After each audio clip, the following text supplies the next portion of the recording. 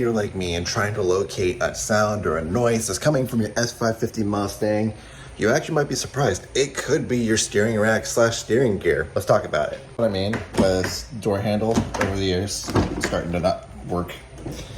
Awesome. This car needs, I'm getting ready to actually fully detail this, but we just got this car back and it's finally fixed. More rattles or squeaks. I'm finally able to do a full detail interior.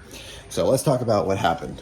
So I wanted to share this journey because this might be helpful to somebody that either owns an S550 Mustang or is going to purchase an S550 Mustang. And this happened during when I was creating that 7-year retrospective video of how this car is held up. I do suggest you go ahead and watch that. I wanted to elaborate on it because this might help you out if you're trying to track down the same issue. About maybe a year, maybe even 2 years ago, this car started making a lot of racket. And it's nothing new with these S550 Mustangs. As they age, they start to make some noise. It's a known issue with the control arms, specifically the lower control arms. They're just very weak from the factory. If you do not have the performance pack, this car does not have the performance pack. So it had the hollow steel stamped with the giant rubber bushing for control arms. Absolutely asinine that they put that on these kind of cars. I guess it is to save money. If you have the money right away, I would just rip them off and I would put the Steeda performance pack control arms on this car. I'd recommend either wait, if they do go out, replace them with the Steeda ones. They sell just the Ford branded performance pack ones, or you can get the Steeda performance pack ones. I went with Steeda because you get a lifetime warranty compared to the Ford where you only get a 1-year warranty. Control arm going bad in these cars, it makes a ton of racket. The issue with the steering rack wasn't as noticeable. With the control arms, you'll know that a control arm is going bad, just like you would in any other car. These cars are just the same. They make a ton of noise, just a ton of rackets at all speeds. You can't miss that. There's also a known issue with the sway bar end links on these cars, at least from the factory. They're aluminum. They're very, very fragile. They last about 30,000 miles.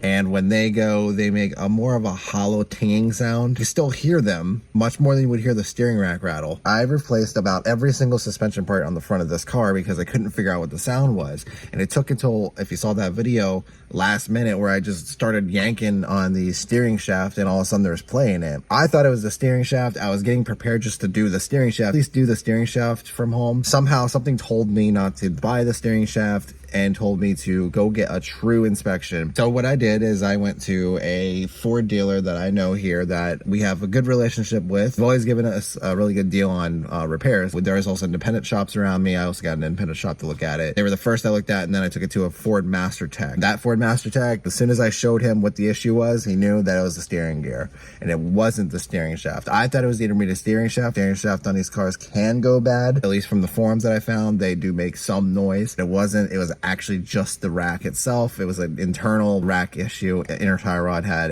the boot ripped off. That could have been the failure point for it. So if you do suspect anything, inner tie rods, just get them replaced. Don't wait it out because you may end up putting a $1,500 rack into the car. Control arms, crashing sounds, really racketing, metal on metal sounds. Sway bar end lengths, higher pitched tinging metal on metal sound. Struts, you can test struts. Steering rack is where it was driving me nuts. I'll post a video here.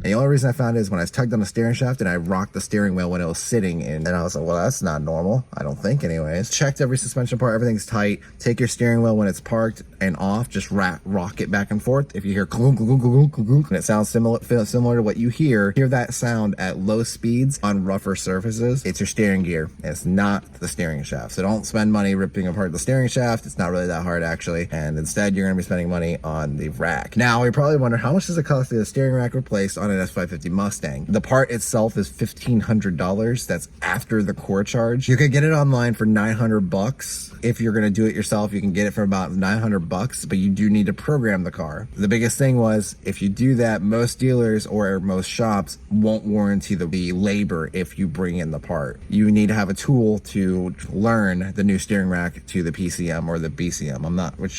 I can't remember which one it is. My Ford dealer, they gave us a hookup. They only charged me about $500 in labor. It's not an easy job. If you're gonna do it yourself at home, process to do it is you need to drop the subframe. If you're lucky enough, you might be able to unbolt the tie rods and you might be able to squeeze out on one side. Sometimes you might be able to squeeze it out on the right-hand side. In my case, their Ford techs, they're gonna do it their way that the book says, where they'll drop the subframe and they'll pull it down and out. Another thing that I got done in that process was the starter. I didn't suspect an issue with the starter. It seemed to start fine for the longest time. I did notice that it starts to slow start. They gave me a good deal on that one. They only charged me $100 or something like that for a new starter replacement. Out the door, I was originally quoted, without talking to my guy at the dealership, they wanted like $3,200 for the entire job of just the steering rack, and he gave us a good discount. I paid about $2,200. Intermediate crap that you can't get rid of, but for the actual labor part, he only charged me $500 in labor. Easiest way to discover a bad steering rack is in park.